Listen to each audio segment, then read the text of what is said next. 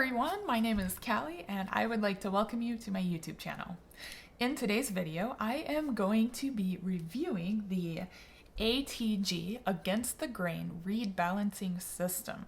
This is a product that was developed by Tom Ridenour and I believe it came out in 2003. Over the summer, they were kind enough to reach out to me and ask me if I have ever tried this product out, and if not, if I would be interested in doing a review of it. And I was like, sure, why not? A few of my students have actually bought this, and a couple of colleagues as well, and they seem to really like it. And so I thought, sure, I'll give it a try. So I have been testing this out on my reeds for the past few months, and I'm gonna go ahead and share my thoughts with you in just a moment. For those of you who are new to watching my YouTube channel, I post a new video every week on various topics of clarinet pedagogy, repertoire, whatever project I decide to do. I try to keep my videos somewhat short, and my channel is supported by patrons. So if you like what I do, please consider becoming a patron of my channel. I've included a link below where you can see perks and all kinds of cool stuff. That being said, I'd like to thank the patrons of my channel for making these videos possible and for your support over the past couple of years. All right, so let's go ahead and get started here on this ATG Against the Grain Reed Finishing System. So I had a lovely conversation actually with Tom Ridenour over Zoom. It was wonderful. We were on this call for quite a long time, and I learned so much about his experience with clarinets and what led him to create this product and many other products that he is well known for. So for those of you who don't know, he's kind of the mind behind the old LeBlanc Concerto Opus clarinets, the bore design anyway, and the sound and everything. And we owe him a lot in terms of, you know, what he did for the clarinet world. And so specific to this product, he was very, very passionate about making people's lives easier. This system is actually very simple. ATG stands for Against the Grain, and this literally means you sand against the grain of the reed. And this concept honestly made me cringe a little bit at first because, well, just think about it, right? Going against the grain of the reed, you're gonna like splinter it. At least that's what I thought. So I gave this a try, and I have a few thoughts about it. Before I get into the how of the product itself, if you're thinking about buying it, it actually comes with this instructional manual, and inside the manual he's got really excellent descriptions and how to think about reeds and how they work. We don't want to go into working on reeds without any sort of prior knowledge of how they work and the shape and the thickness, and right. So basically the middle part of the reed is the heart of the reed. The shape of the reed, right, gradually becomes thinner from the heart of the reed toward the outside edges and the tip as well. So many traditional reed working methods will do spot working, right? So we'll take little pieces off of the left and the right to balance out the reed so it feels similar on both sides, and when you blow in the middle, it feels very comfortable and resonant. Using the ATG system, he claims that you can balance out the sides of the reed and finish the tip of the reed without gouging it out with a reed knife or some other tool if you're clumsy with working with things. So it comes with this manual. Mine came with this reed glass. I know it's a little different than the older ones, but it's a nice thick piece of glass with some foam on the side so you can get a good grip. I keep it in this case here whenever I travel, and I actually do like the size of this because it fits into my case and purse and whatever a little bit easier, so that's kind of nice. I do wish that the carrying case was a little bit more sophisticated, but honestly it does the job, so can't complain too much about it. The glass isn't broken yet. It also comes with, let's see, 4 pieces of sandpaper, and it doesn't actually say what the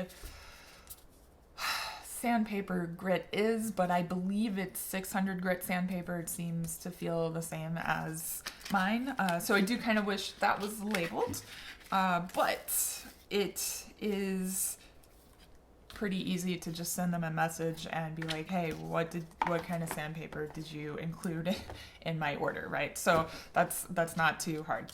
They're nice folks, right?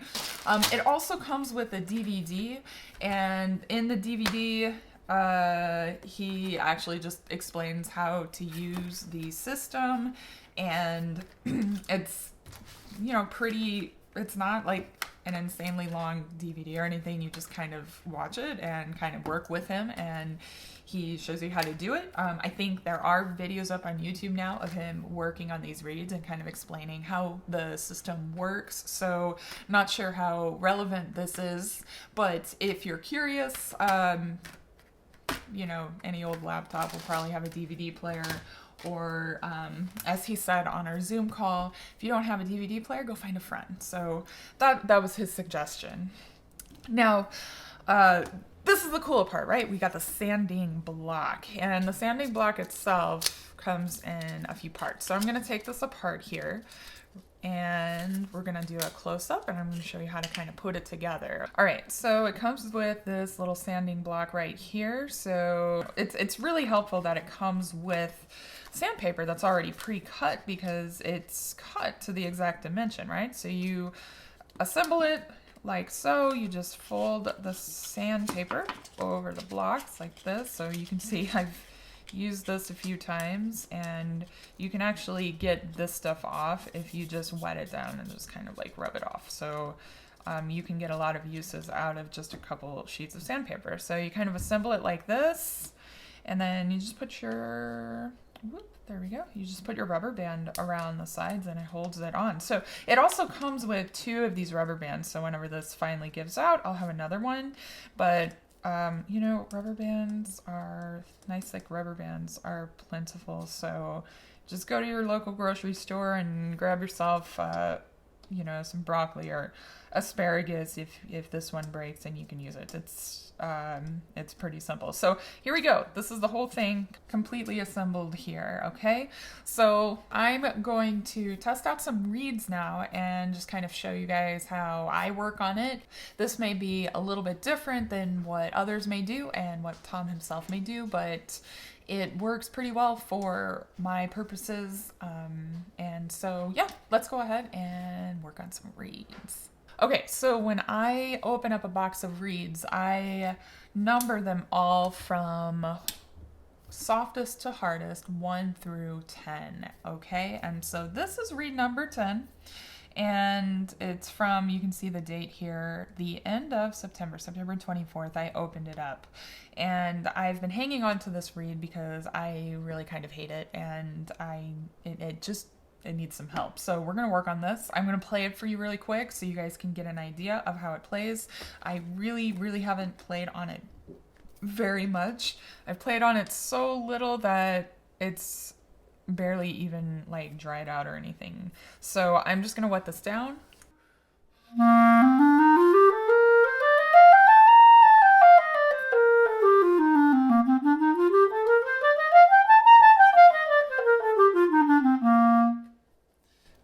So this is kind of fuzzy. It's a little bit stuffy. I can already tell that the tip of the reed just needs to be like thinned out a little bit. So I'm gonna play this one more time, and this time I'm gonna test each side of the reed. So some people like do this weird thing where they go like this and like this. I don't do that. I just have my instrument in my mouth and I twist it like this to test this side of the reed, and then I twist it like this to test this side of the reed, basically, okay?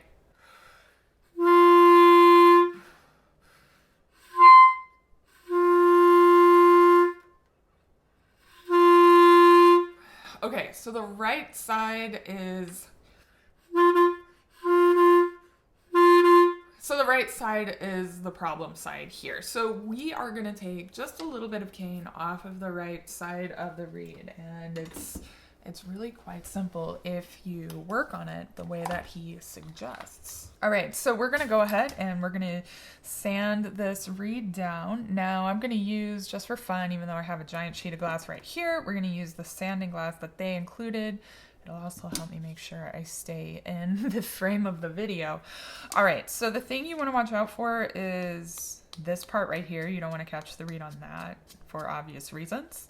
So if you just imagine right here, just a line extending past the edge of the reed, right here onto the sandpaper, then you'll hit the right spot. You want to hit this rounded edge right here instead of this pointed edge right here, okay? So if you sand like this, you're going to work on the tip. If you sand like this, you're going to work on just the right side. So here we go. We're gonna go ahead and just do a couple of swipes. I don't press very hard at all because I like the tip of my reed to not be super, super thin. So I'm just gonna do a couple of little swipes and then we'll test it out.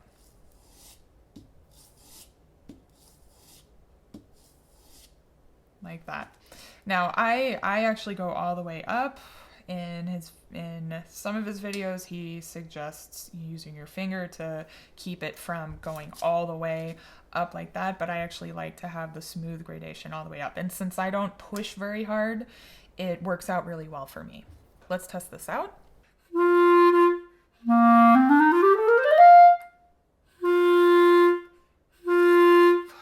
Oh, already the right side is so much better, and I barely did anything with it. It's so subtle.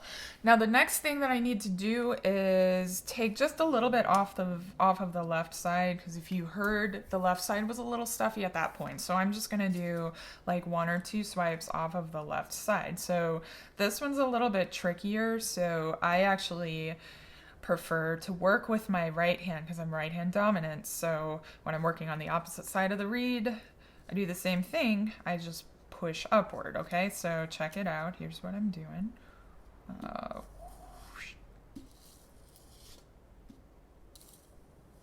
Okay, just 3 little swipes like that.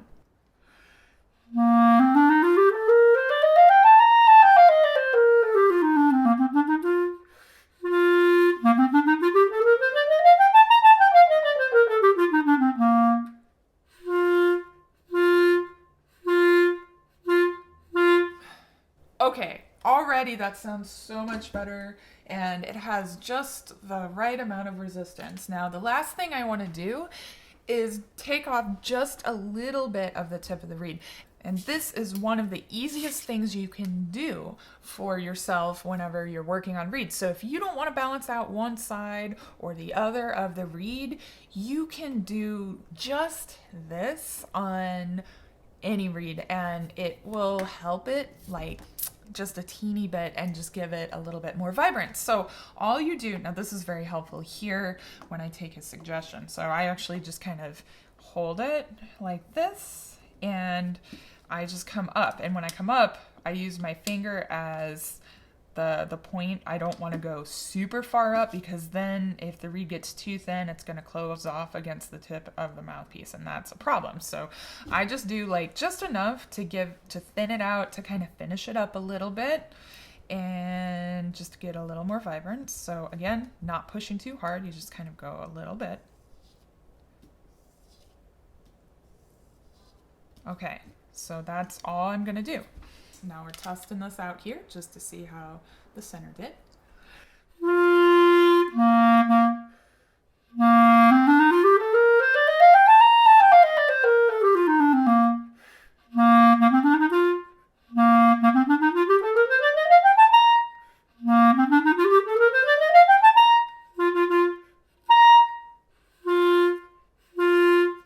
All right, cool. That's feeling pretty good to me now. I don't know if I'm gonna do that much more to this particular reed, but if you remember at the very beginning, it was a struggle. It was such a struggle. But one of the other things you can do if you don't want to work on like this section, like if you want to do a little bit more balancing at like the corners, like here and here, then you can use your finger as a guide. So if you imagine, so you can imagine like a little line going across the reed like this. You put your finger here, and what you're gonna do basically is like this.